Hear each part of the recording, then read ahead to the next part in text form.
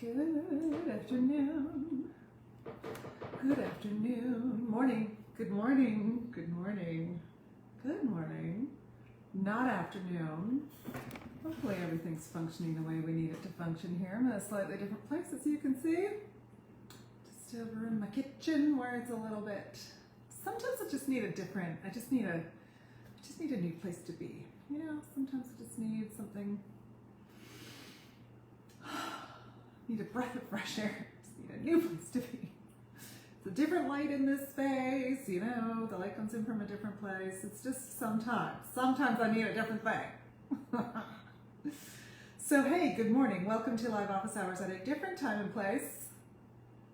Different day, different time, different place. I know, I'm changing all of the things. What? Just welcome to my brain work. Just like, just change all the things. Part of the reason I changed things is because, hey, I am adjudicating this week. Very interested in the adjudication. I don't do a lot of adjudicating anymore. I love it, but I don't do a lot of it anymore. This particular adjudicating contract, we started talking about it in 2019. So I was on contract in 2019 for the 2020 festival, and of course that didn't happen. And so then 2021, and I do not enjoy adjudicating online. Lots of things online. Do not enjoy adjudicating online. And so that didn't happen. Then 2023, blah, blah, blah. So finally, this particular contract is going to happen. Woo! Like a whole 5 years later. Anyway, hey, so welcome to Live Office Hours with me, Dr. Shannon Coates. My pronouns are she, her, they, them. I am coming to you live from a little town that is north of Toronto in Canada. And let me also just say out loud that I am grateful to live and work on the traditional lands of the Haudenosaunee, the Anishinaabe, the Mississauga, and the Wendake Neowensio peoples.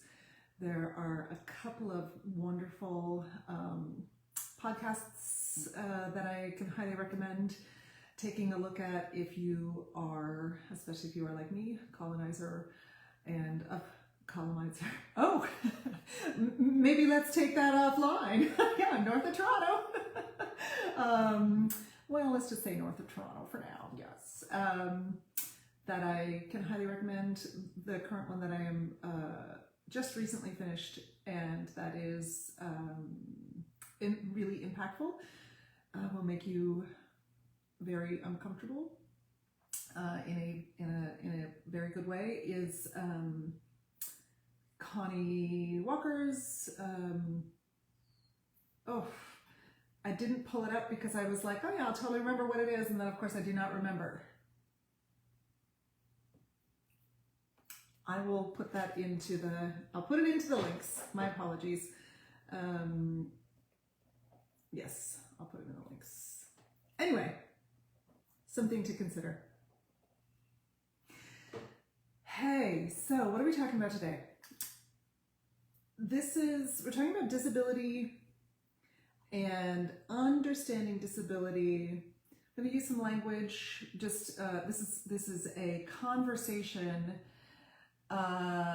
around the ideas of neurodivergences, being disabilities and/or disabled,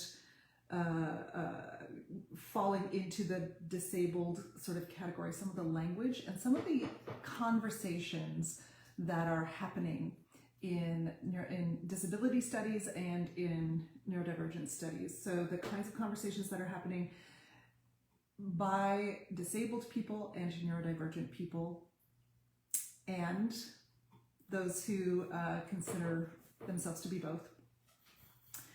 And so I wanted to have this kind of conversation. There are a couple of things that, and this is sort of in advance of Neurodiversity-Affirming VoicePed 101, which is coming up next. Oh, it's coming up in a week. So Monday and Tuesday of next week, 29th and 30th next week. 2 live classes, neurodiversity primer, we're talking about language, we're talking about ADHD neurotype, autistic neurotype.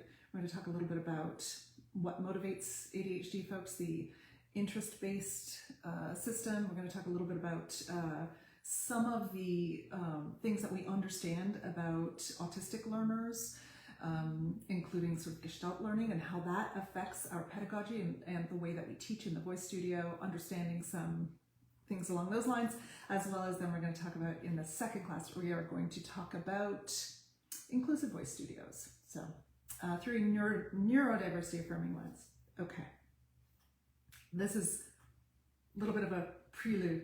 This kind of the things that we're talking about today, not included in the Neurodiversity-Affirming VoicePed 101. However, these conversations underpin so much of what we do in Neurodiversity-Affirming VoicePed. It's an underpinning, an understanding, a reframing of so many of the things that we consider, and so many of the things that are inherent to our beliefs and that inform our biases. So these are some of the things we kind of like have these conversations, get a little bit of unpacking going, and see if we can change some of the, reframe some of the things that take away from our intention to have more inclusive voice studios and voice spaces and teaching spaces and spaces in general. So I want to talk a little bit about, today, let's start here. Let's start with, I am asked pretty regularly, I would say at least a half a dozen times in the last year and a half, maybe in the last 2 years. So asked pretty regularly to contribute to chapters in educational handbooks, academic educational handbooks, such as the sort of Oxford, what's it called? Oxford Book on Singing, or whatever it's called. Oxford Handbook of Singing, for example, as well as other voice pedagogy texts. Often asked to contribute a chapter on neurodiversity-affirming voice pedagogy, or neurodiversity in the voice studio, or neurodivergent singers, or something along those lines, in terms of understanding neurodiversity-affirming voice pedagogy, in terms of working with neurodivergent singers. So I'm often asked to contribute chapters to those kinds of books, educational academic tones, which sounds very fancy. And part of the reason that I'm asked to do that is because of the fact that I talk about it quite a bit, and also because of the fact that I happen to have, I'm not downplaying this accomplishment, by the way, but I happen to have the right credentials in order to be considered a good candidate to write for an academic book. And I have yet to say yes. I consistently do not. I consistently decline. And one of the reasons that I decline to write for those journals and books, etc., is that it is not paid, and it is a lot of work for little to no return for me. So the folks who write for these books and for these educational academic books, and a lot of times for academic journals as well, the folks who write for those, in general, the return is this sort of respect in the academic realms, as well as perhaps building a tenure track portfolio, perhaps getting a body of research which then can impact who I teach, what classes I teach, what what I'm drawn, what my research can be, and also my salary and compensation, etc. So there are lots of reasons for academic folks in particular, and especially folks who are on tenure track, to put in that free labor, to put in that time to write the thing. I am not tenured or tenure track, and I will not be. I have no desire to be, and I will not be. And so, and the folks who I work with are primarily independent voice teachers, generalists, some specialists as well, and they don't care about the information that's in the Oxford Handbook, right? Not so much. And so the folks who I want to put in work for and who I want to, like, this kind of work, this is unpaid, right? Yes, they don't care. I don't think they care. And lots of academic folks don't care either, to be perfectly honest, about what's in the academic journals, right? Not so much. And so this is the free labor, the educational work that I want to do for free, because these are the people who I want to talk to and who I love to work with. So I am not, I'm not really interested in doing hours and hours of, writing and rewriting and editing, etc., in order to have a chapter in a book. So true. Yep. I'm not really interested in having a chapter in a book that cost me a lot of time and a lot of effort and is educating no one that I want to educate, that I want to work with, right? It's not reaching the people I want to talk to. So that's one reason. The other reason that I consistently say no is because while I am neurodivergent, ADHD, and while I am, and I don't think I'm autistic, sometimes I wonder, but I don't think so, but there we are. My intersections of privilege mean that my particular neurodivergence, while it has impacted me personally, and while it has had, while dealing with and working through and understanding and masking, and that has all had some deep personal impact for me, and has impacted, some mental health things. It's impacted the way I move in the world, certainly on a personal level. It has not impacted my ability to function in the broader culture, in the broader society, and to be successful in whatever that means in the broader society, right? In the way that it would have impacted if I had different levels of privilege, different intersections of privilege, and or if I had had a higher support needs, right? So there are lots of ways that, like I said, neurodivergence impacts me personally, and lots of things that I wish I had known. Woo, I know things now that would have perhaps changed. Self-congratulate, self-grandiose, not quite the right words, but I feel like it's not just me that doesn't care. Yes. You're absolutely right. Like in terms of those sort of academic journals and books, right? I know. It's a very specific clientele, right? Yeah, thank you. So that is those things then that perhaps would affect and impact other folks who either have higher supports needs and or who have more intersections or fewer intersections of privilege than I do not affect me in that way, right?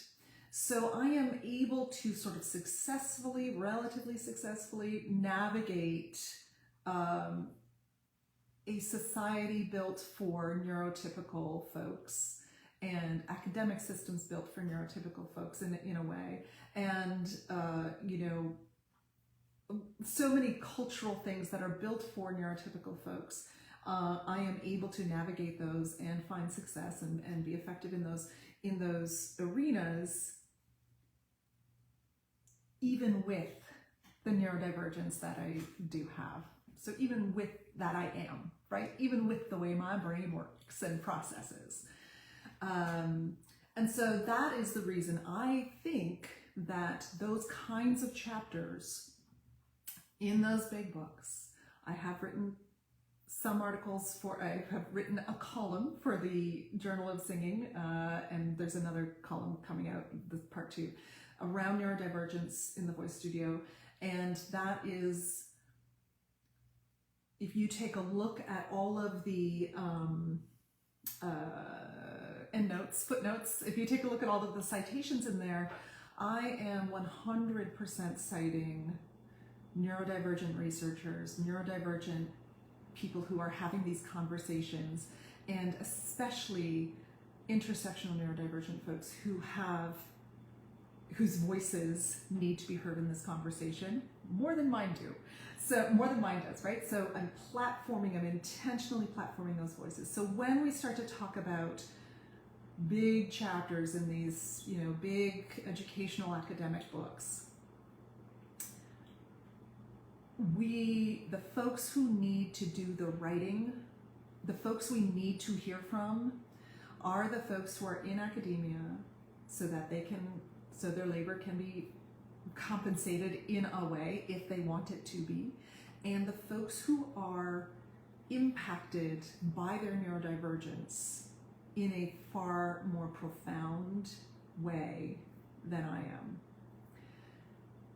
Hopefully I'm making sense here.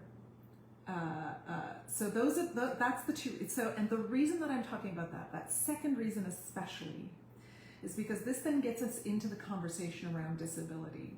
And interestingly, I decided to do this topic in these live office hours, a couple weeks back, and pay them. Yes, don't use them for diversity credit, folks. Exactly. Give people options, pay them. Yes, absolutely. And so I decided to do this topic a couple of weeks back, and then 3 days ago or something, I was listening to a 2020 episode of Which Please, which is a terrific podcast that can highly recommend, that I absolutely love. Canadian, by the way, if you're Canadian, to Canadian educators. And they had Jes Battis, and the conversation was disability studies. And lots of interesting conversations there. And then Jes brought up the language that I knew but hadn't realized was a formal conversation, was formalized language by Eli Clare. And so I wanted to just talk about that slightly first. So when we talk about disability studies, Eli Clare has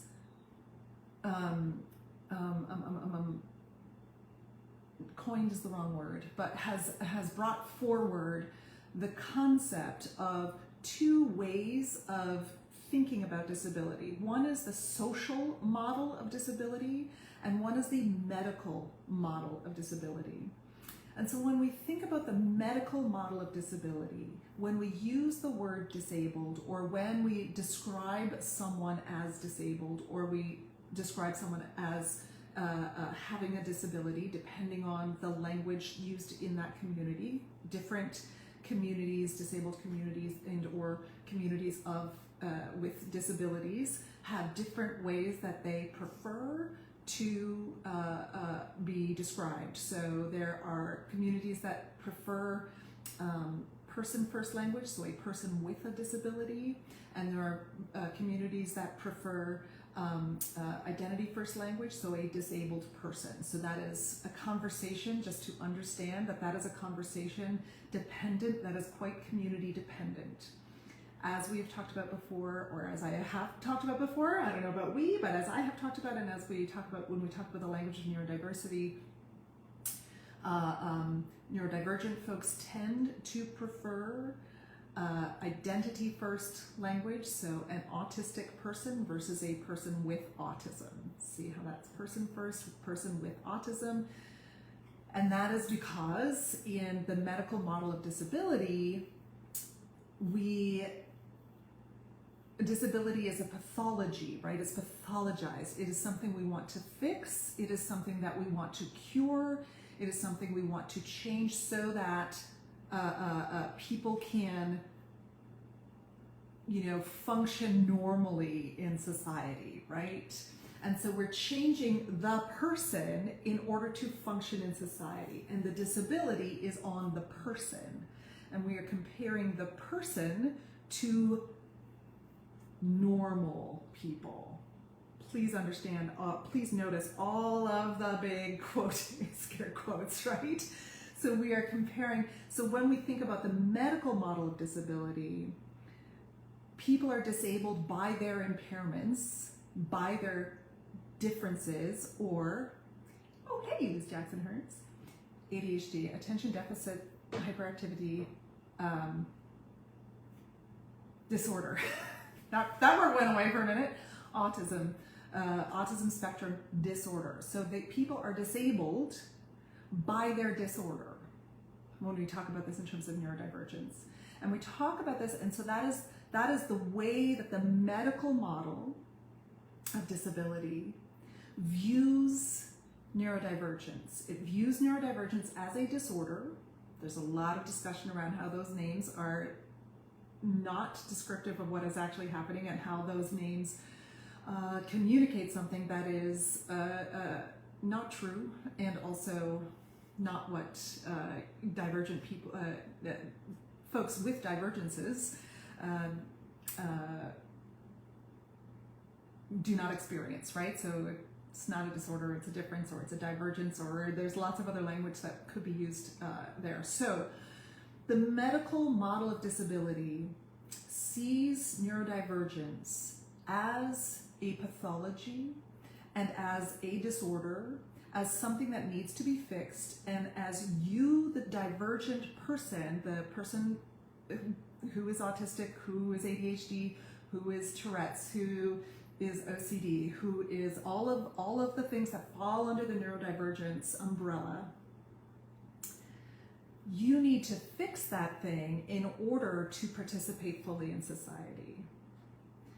So that means that the disability is on you, and if you fixed that thing, then you could participate in society because you would be normal or healthy or whatever the other words are that we use to describe how we want to describe. So, and to be clear, I am talking very specifically about neurodivergence and disability right now. As I said earlier, there are lots of other communities that talk about these things in different ways. So I'm really talking about this in terms of neurodivergence and disability. And so when we understand that the medical model of disability leads us, when we perceive that I am calling you disabled, or I think of you as a person with a disability, and it's through the medical model of disability, it's through that lens, when I'm perceiving of you through that lens, I perceive of you as being the thing that needs to change. You're the thing that needs to be fixed. You're the thing that is disordered. Yes, so person first has a sort of implication that if the disability is on the person with disability implies that they're, yes and no. So the language is really tricky because some communities prefer person with a disability and some communities prefer disabled person. So the language is really tricky. It's more about, am I perceiving disability through the medical model, or am I perceiving it through the social model, which we haven't quite got to yet. But yes, the language,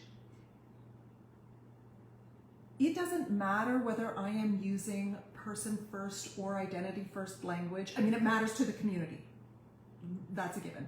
But it doesn't matter necessarily whether I personally am using person first or identity first language when it comes to describing someone as either being disabled or a disabled person, if in both cases I am thinking through that medical model lens. So if I call you a person with a disability, and the reason that I think you have a disability is because it's on you to change in order to fit into society, or if I call you a disabled person and I think that your disabledness is because you need to change in order to fit into society, that is me looking at you through the medical model of disability and understanding the way you are in the world through the lens of you needing to be fixed or changed or ordered brought back into order.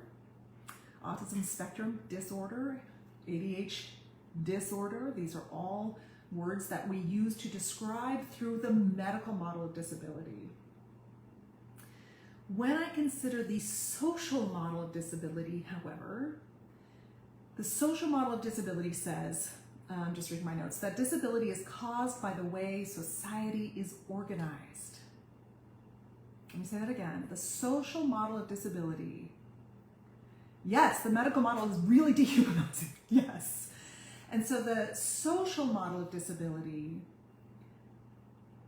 says people are disabled by their disability is caused by the way society is organized. So when I start to understand that disability is because society is set up, culture is set up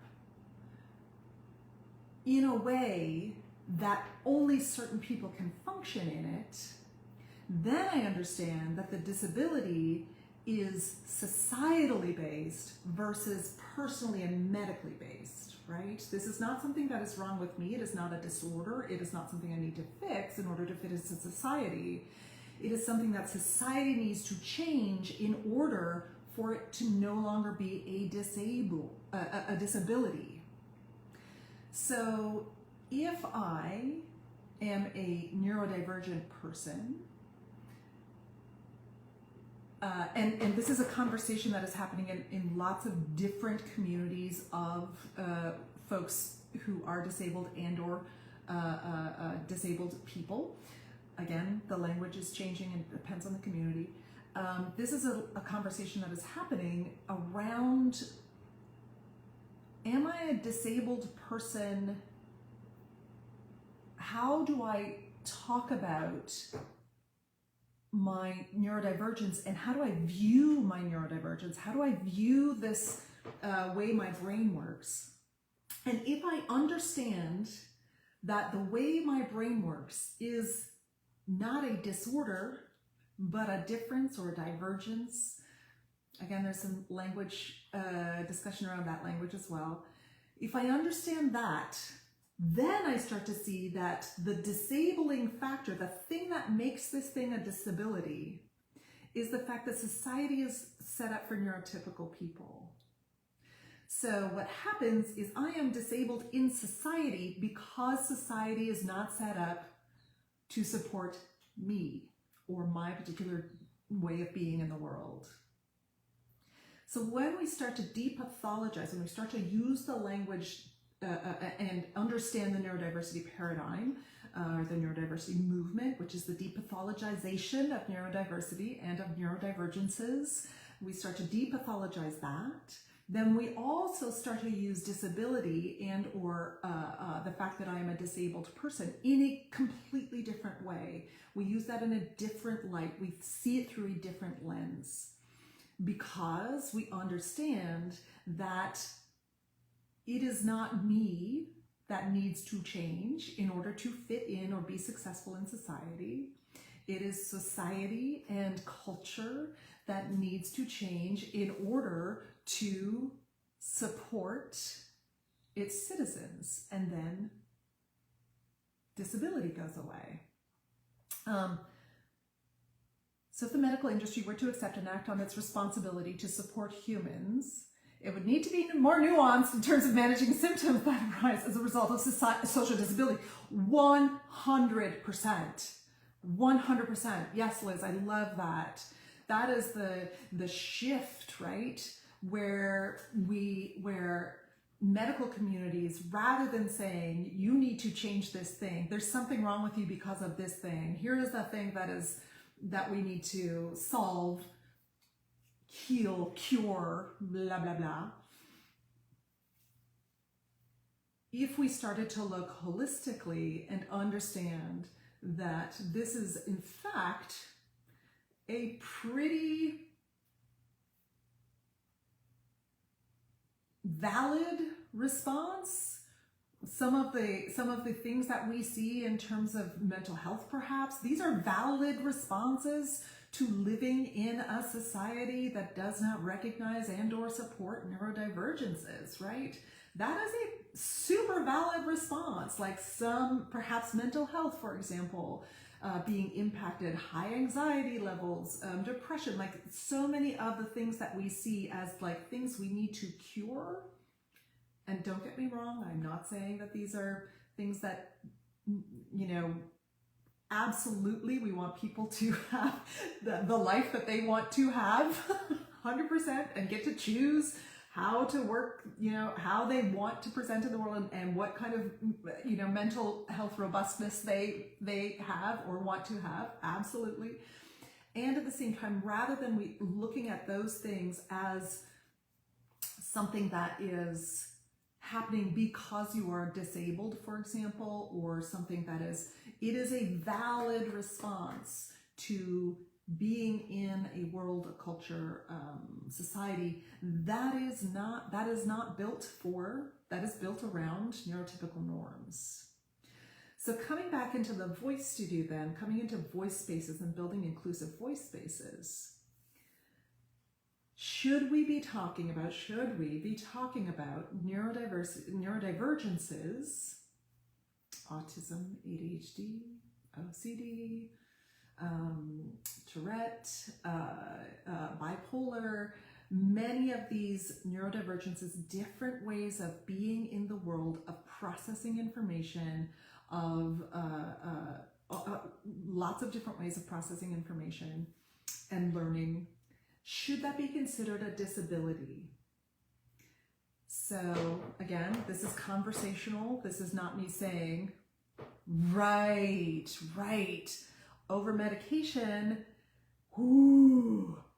for exactly, because we go into the like fix mode, right? The sort of like cure mode. We go into that mode versus sort of dealing with the actual root.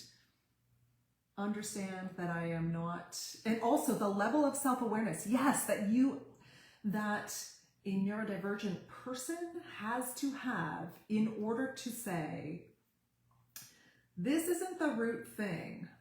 The disability isn't on me. The disability is the reason that I am disabled in this way is not because I am OCD, not because I am autistic, is because society is not set up for me to function fully as myself in it. I am working so hard to be as neurotypical as I can, or to present as neurotypical as I can, that is exasperating and also and exhausting, and also creating again, conversational here, creating a disability where there perhaps should not be a disability. So in the voice studio, let me also talk about the fact that the medical model of disability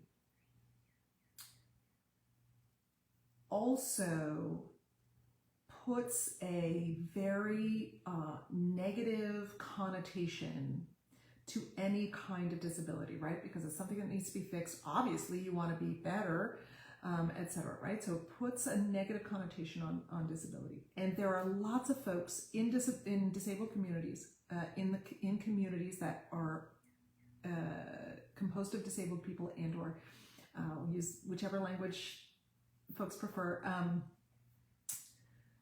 or that have people with disabilities, around reclaiming that term disability, right? And saying, yeah, I'm disabled, whatever. So what?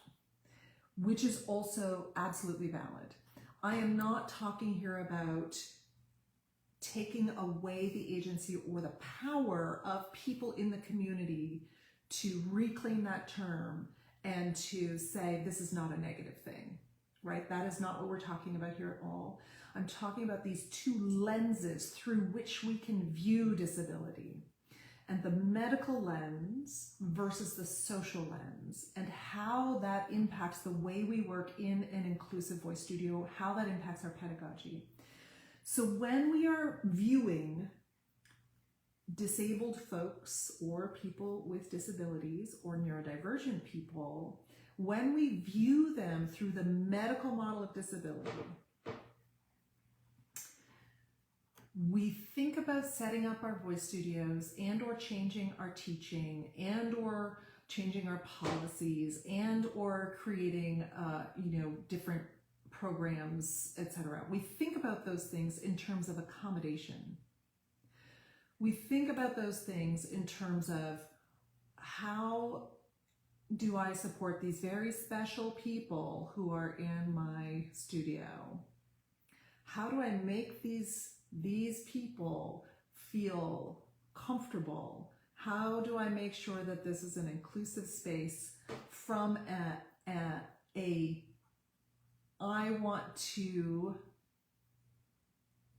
it's almost a savior complex, right? We get in this sort of like savior complex where like, you poor disabled person, I am going to make sure that this space is good. Of all the places, this is a good place for you. And so it's gonna be so annoying, but I'm gonna make the bathroom larger so that folks with wheelchairs can be accessible. But I'll have to like make the stalls larger. But I guess that's a good thing, so then it's more accessible, fine. It's gonna cost me more money, blah, blah, blah, blah, blah. Or in the voice studio, well, I guess I can just print out separate. I'll print out separate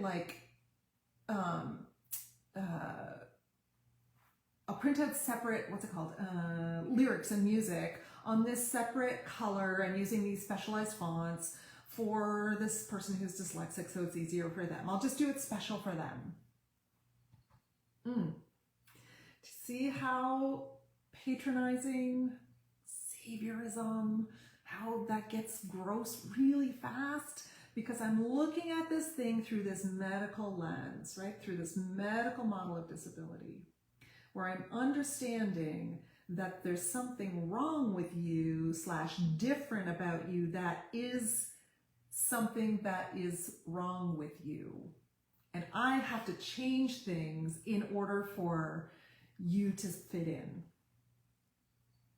When I look at, and when I think about creating inclusive voice spaces or teaching spaces, etc., through the social model of disability, I go, yes, it's addressing systemic problems without actually changing the systems. Exactly. And also, it's like you're such a hero because you're like, I'm doing all of this work for this one student, right? Like I'm amazing because I'm supporting this one student or these 3 students or whatever. Like it's so hero, and it's so paternalistic. It's gross. Don't do that. So when we start to say, okay, you know what? This person would not be disabled in this broader conversation. Hear me, and that we're talking about this broader conversation. If society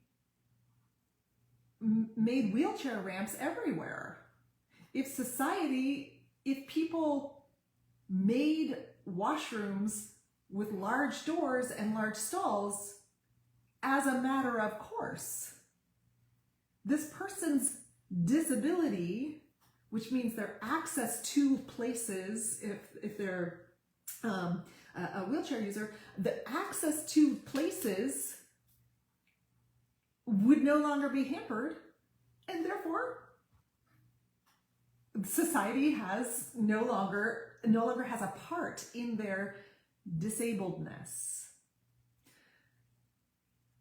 I'm not saying that the disability goes away. That is a whole different conversation. Again, we're talking about how I view things, what lens I view through, and how that changes the way that I think about inclusivity and building inclusivity into spaces, right? So that's what we're talking about. And so how that impacts then And also, by the way, if we had ramps everywhere, and if all buildings had ramps, and not just begrudgingly because like the building code told them to, and if all washroom stalls were large enough for wheelchairs to be able to be accessible to them, and the doors were large enough, and the actual doors to the bathroom itself was large enough, if those were all large enough, you know who else would benefit from that? Oh, I don't know, parents who have small children in tow. You ever tried to get like a 2-year-old to go to the bathroom in one of those stalls that's like this big, where you can, and you also have a diaper bag on your back? Ever tried to do that? It's friggin' annoying. It's terrible. It's like the worst. There's no space. We're not just like, this is not, oh. It's okay. Calm down, Shannon. It's fine. It's fine. It's fine. What does this look like when we think through these things for the voice studio, inclusivity in the voice studio? So, rather than thinking about how can I accommodate this one person's disability, or this one person who is disabled, how can I accommodate, what special things can I do for them? We start to look at the system of our studio, the culture of our studio, the society of our studio. We start to look at the broad strokes of the studio, and we start to say, in what ways am I creating barriers for the singers I work with? In what ways are institutional barriers sort of built in to the fabric of my studio, to the fabric of the actual place I teach in, to the fabric of my pedagogy, to my expectations, to the way that I do assessments, to how I run recitals, to my policies, to my website, to my initial fit sessions, to the actual offerings I do and I have, like my expectations around attendance, etc., etc., etc. We stop looking at that 1, 2, 3, 5, maybe 100% of the studio. We stop looking at the students as if there's something wrong with them, and we start understanding, in what ways am I creating barriers? In what ways have I sort of allowed for the systemic things to kind of sneak down in, the society things that I have not thought about? In what ways have I created barriers in my studio? And we start to intentionally remove those barriers. I know I've given these examples before, but perhaps what we start to do then is we start to actually just print all of the music in a dyslexic-friendly font. Everything. Dyslexic-friendly fonts aren't just friendly for dyslexic readers. They're really friendly for folks who are just beginning to learn how to read. They're great for folks who are beginning to. They're really friendly for folks who are reading in a language that is their second, third, or fourth language.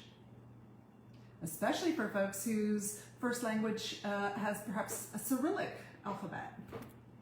And now we're reading in, what's it called, Greek? Whatever it is, in what you're seeing on the screen right now, right? That, whatever those, can't remember what it's called, but the dyslexic font or dyslexic friendly font is not just about the dyslexic people we're working with.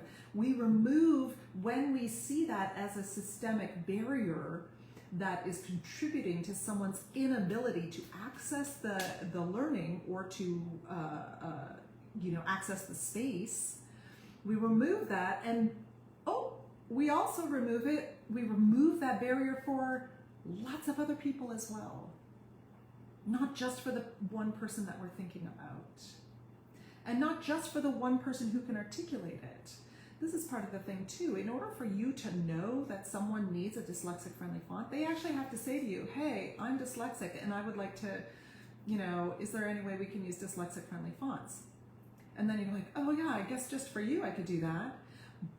But beginning readers don't know that to ask for a dyslexic-friendly font because that's going to be easier for them to read. They don't know to ask for that. Folks who are reading in a language that is their second or third or fourth language, they don't know to ask for a dyslexic-friendly font. But what do? You offer a dyslexic-friendly font to everyone. Yes, the coerced disclosure. Well, and not only is it coerced disclosure, like not only do I have to do this to get the accommodation that I need, but half the time I don't know that that's a thing that's going to help me, right? Half the time I don't even know to ask for it. So I don't know to ask for it, but also then if you make me ask for it, then I've got to, now I have to disclose all this stuff, and maybe I don't want to.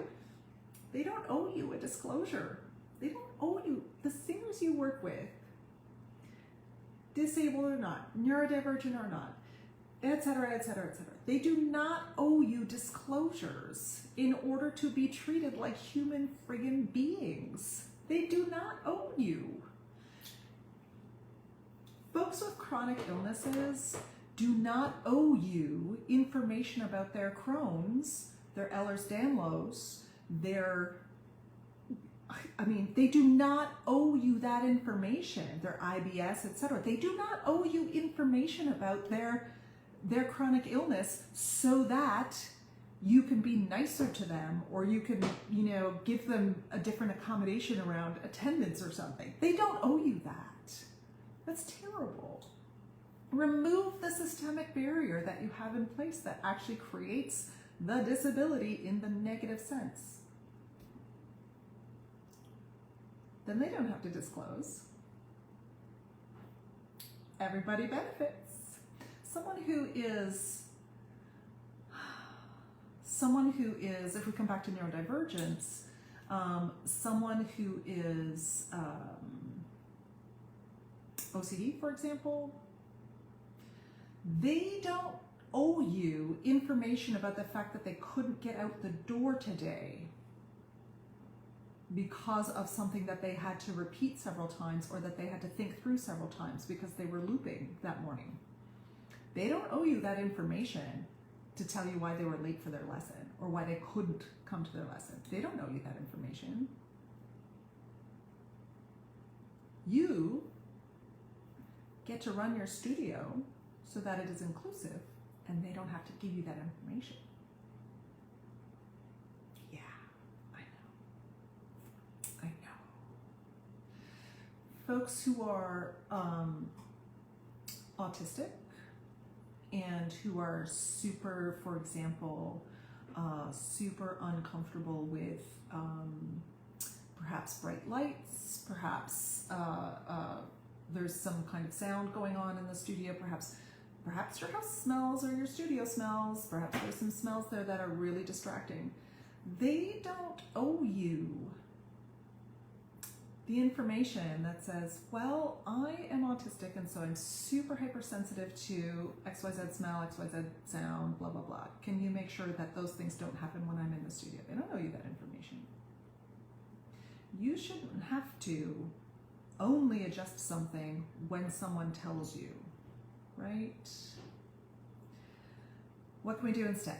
We can start to think about what are some of the barriers to learning that are systemic, that are in place already. So a barrier to learning may be, I've talked about this before too, maybe that, I don't know, the lights are really bright and they're loud. Okay, so I can put in a dimmer. Did I say they're loud? I don't think I'm autistic, but sometimes the lights are too loud. Right? Sometimes they just are. Oy, oy. Yeah, there's a lot of, all good, right? Someone who is ADHD and or has low executive function skills. So kids, all kids who are developing their executive function skills. Do you know how many times I have lied to voice teachers, piano teachers, coaches in my life and career? So many times. Why do I lie? Because the expectation around things that I was supposed to have done, things that I was supposed to the loud lights, right? Obnoxious.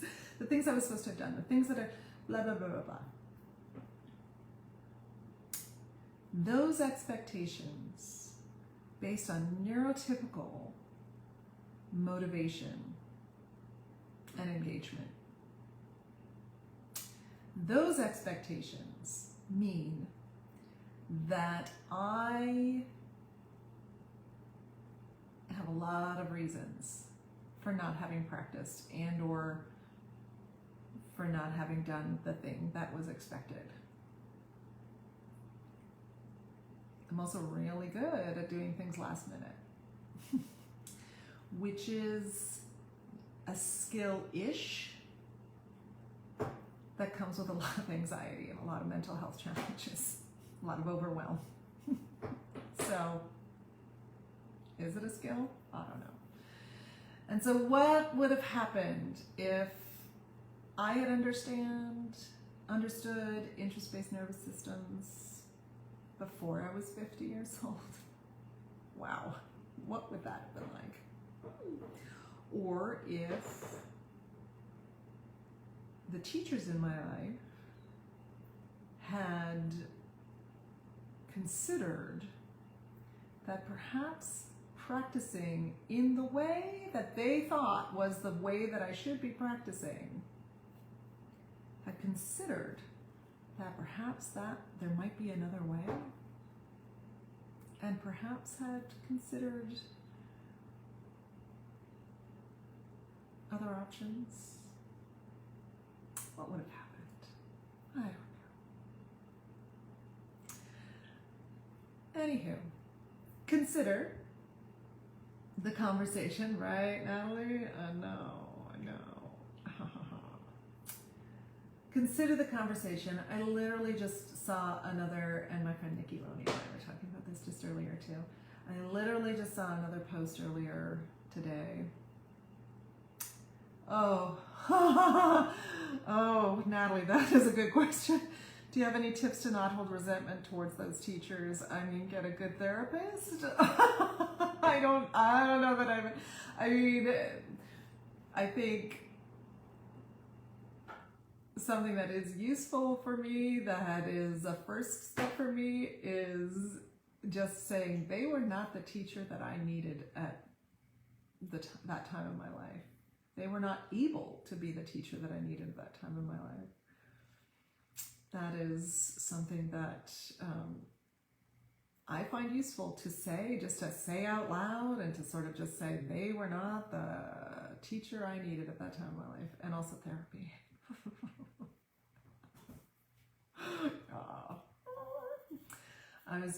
Literally just saw a post earlier today about someone talking about how,